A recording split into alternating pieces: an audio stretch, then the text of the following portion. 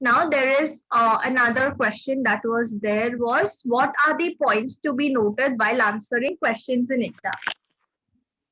Okay, this was given as important question from your college also, and it is also there in one of the question papers, right? Previous year question papers also it's there. Now it is a very common sense question only. You have appeared for so many exams already, right? You already know what other things to be taken care of, but still we have some points that you can try to remember, and accordingly you would be very well able to frame the question yourself. All right.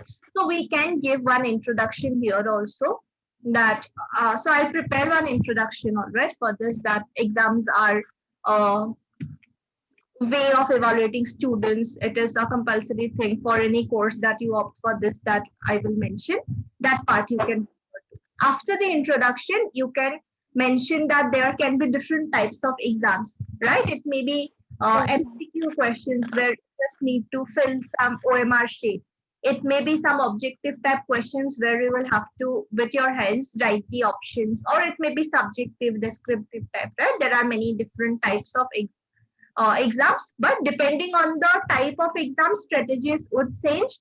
But more or less, we have few important points that we should take care of, right, while answering in exam. So those are these. So then after giving one basic intro, you can mention, give another heading, basically points to be noted. What are the things that a student should note while answering questions in exam? Ma'am, introduction I have to write on my by my own self, ma'am.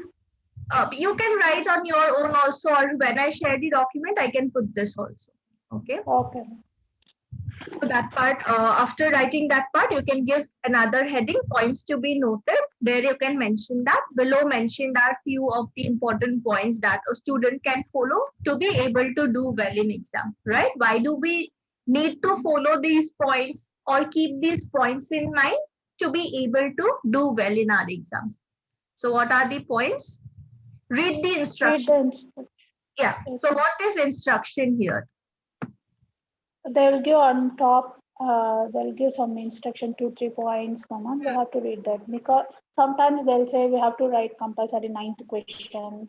We didn't have any choices. They'll say we have to write that one. So that's Yes. the instructions which give exam. Yes, very true. So that is the instruction. So right now, like for your KSLU University, right?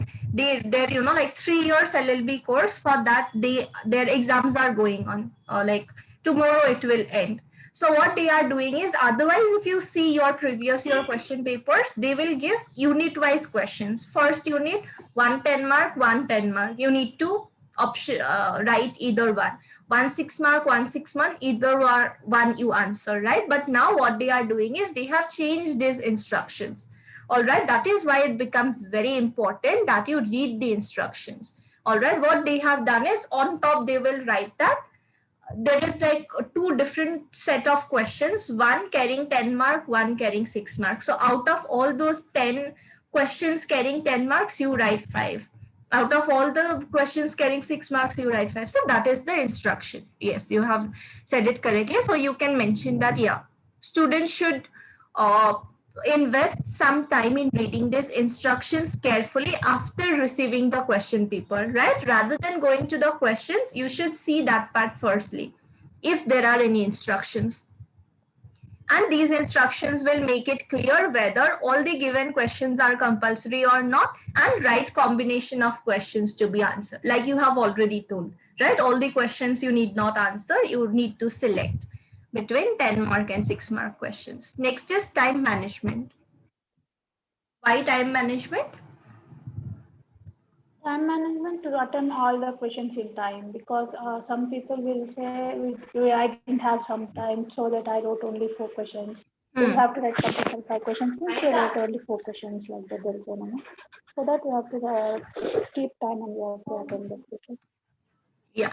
So you need to manage time to be able to answer all the questions, right? So obviously there is a limited time frame, 3 hours, within which you read the question, answer, you recall whatever you have read, you write. A lot of things go on in that 3 hours time. And also if there are like different types of question, one is like short note, maybe 6 mark, another one is 10 mark, you need to accordingly plan also how many pages you are going to write for 10 mark, how many you are going to write for 6 mark. A lot of things are there. So time management is again an important skill or a thing that students should take care of. So students need to answer the entire question paper within that given time frame. So time management is a very important skill that we need in exam hall. Before going to exam hall only, we can calculate the timing and decide how many minutes we can spend for one single mark to write the answers accordingly, right? So I told you, you already know 36 pages answer booklet you will get, 80 mark you have. So how many pages do you write? You can already calculate it, and you can maybe see for yourself also how many pages are you able to write within 3 hours time frame, right? So that also will give you a clear idea on how much time you can spend for each mark. So accordingly, you can divide the timing also. If there are like 3 hours, right? 3 hours means how many minutes? All right, that minutes divided by 80 you can do. Whatever number comes, that means that much of time you can spend. All right, but in that also you will have to give some time in, you know, like getting the question paper, getting the booklet, seeing here and there, thinking, recalling, right? A lot of things are there. So you can minus some 15-20 minutes from that. Whatever minutes come, then divided by 80. Whatever time comes, that is how much minutes you can spend for one single mark, right? So accordingly, you can do all these planning beforehand. Read questions carefully. Why? Because we have to write correct answer for that question. We need to write correct answer for all the questions. So it's very important that we read the questions carefully. Even if you are spending 10-15 minutes only reading the questions, that's fine, because that time will be not like waste, it will be like investment, right? It will give you some return.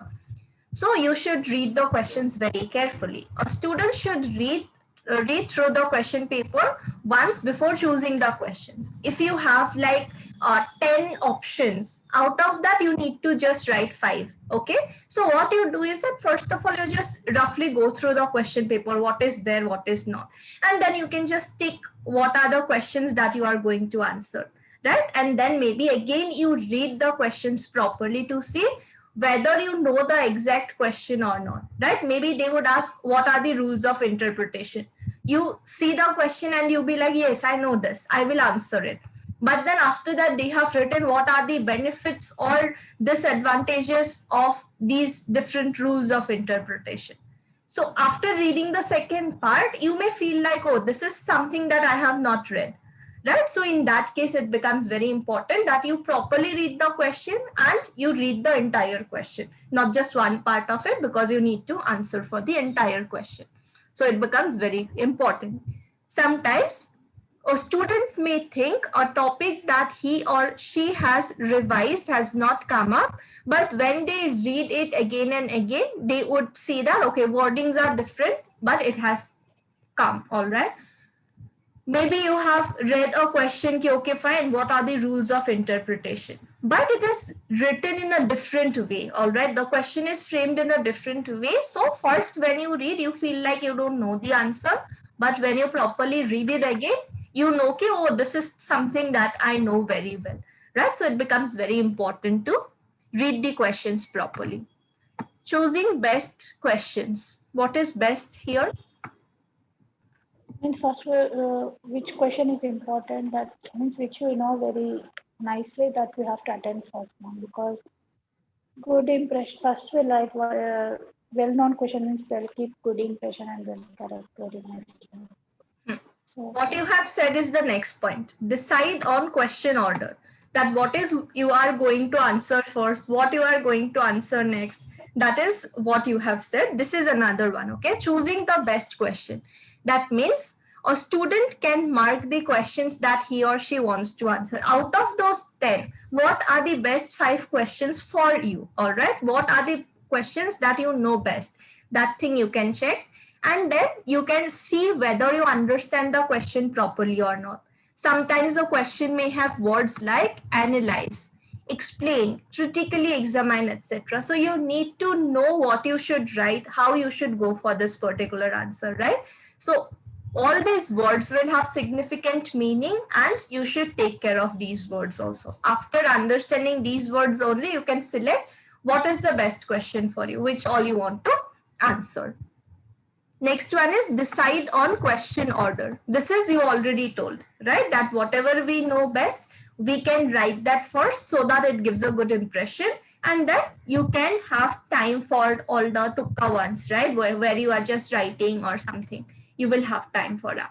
Some people would prefer that whatever I do not know, I will try writing that first. After that, I can aram se relaxed, in a relaxed way, I can write whatever I know. All right. That means people have different opinion. All right. Even I prefer writing the ones that I know first because I have enough time that time. Right. I can write well. It would give a good impression. But there are people who would want to write the answers that they do not know that well. All right. And then later on, they will sit relaxed and then they would answer whatever they know. So whatever you whatever mode you are comfortable with, you will choose that accordingly, right? So that is what is deciding the question order.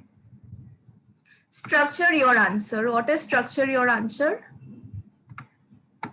You have to write introduction, explanation, body, conclusion, that and the structure of the question. Answer. Yes. So we need to structure it properly. If there is a question that what is law? Define law. What are the functions of law in a society? That means this particular question is having 3 different parts, right? When you read the question, you need to understand that you need to structure the question accordingly. You will give an introduction, you will explain what is law, you will give some definitions of law, then you would go ahead with various functions of law, maybe point wise, and then you will finally conclude your answer. So when you decide the structure firstly, then you will know how many lines you can write for introduction, how many sentences you can write for what is law, how many definitions you can put in your answer, right? Because you again have to write about functions also. So when you decide the structure, you can accordingly decide how much you need to write under each of the specific headings. Attempt all the questions. We have to attempt all the questions, which they gave in the question paper.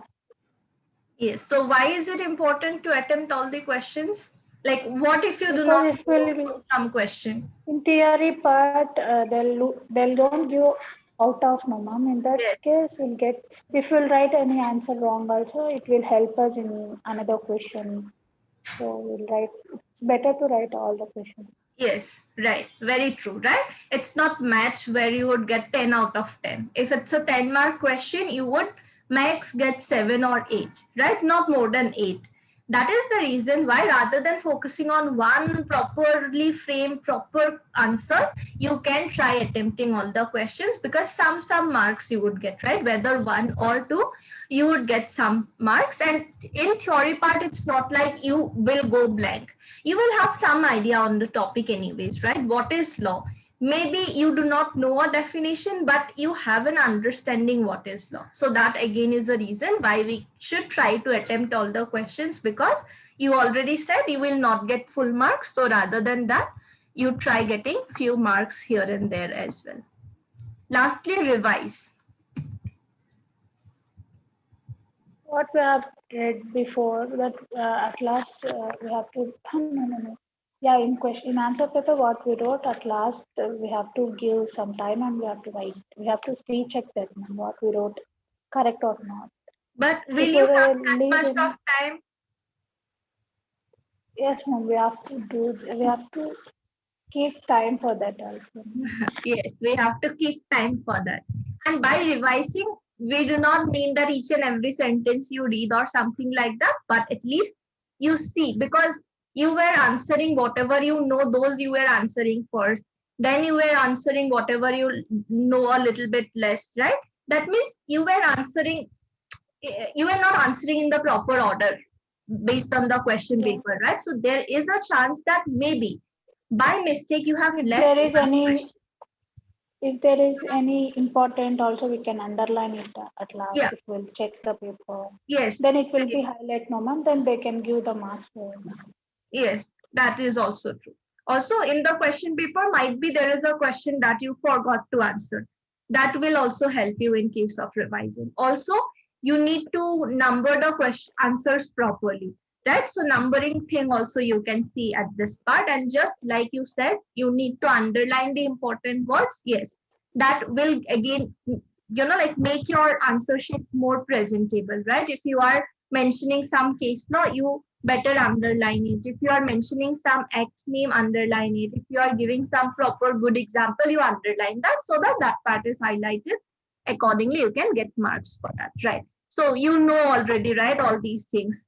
You can accordingly write all this stuff. Next is conclusion, right? You can conclude the thing saying that answer writing is an important skill that students develop with experience, right? When we were in school, maybe we were not that much skilled, right? We would just answer few questions. Then we would be like, no, my hand is paining. I'll just leave the question paper there only. I would run home. Right? Many students do that in their school time, right? My hand was paining, so I did not answer. And after that, after coming home, they would get nicely. Right? So those are what with time we learn, right? With experience we learn. So with experience, we also learn about the skill of answer writing, right? So like that, you can give one conclusion. However, keeping these basic guiding points in mind will help them reduce the chances of mistake and secure better marks in exam. Right? Rather than you learning from mistakes of yours, you can learn from someone else's experience. Right? Someone who has experience, who have mentioned these points, you can keep these points in mind and you can try to improve yourself based on this. So this is clear only, right? You only have explained half of this part for this question, right? So Yes yeah, ma'am. it is clear.